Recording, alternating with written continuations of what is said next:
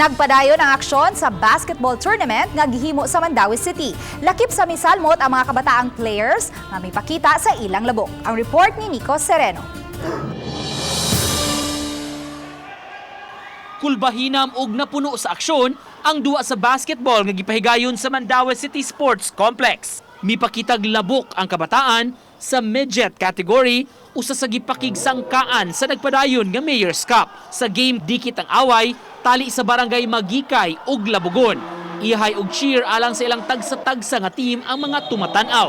Natapos sa score nga 43-38 pabor sa Magikay. Ako lang ipaningputan nga kanang mapurma lang kita lang duwa, which is ang depensa mahugtan sa gamay ang depensa. Kulbahan gamay daghang igtaw. Na-challenge mo sa Labugon? Gamay. Kay Gamay ra. laing giduwa nga nakapadapit sa atensyon sa mga tumatan-aw ang panagharong sa barangay Gizo ug Ibabaw Estancia. Mao pay pagsugod sa duwa, subsub na ang ilang panagharong. Matod sa opisyal sa torneo, tanang 27 ka barangay mipadala og team sa kompetisyon sa lain-lain nga kategorya.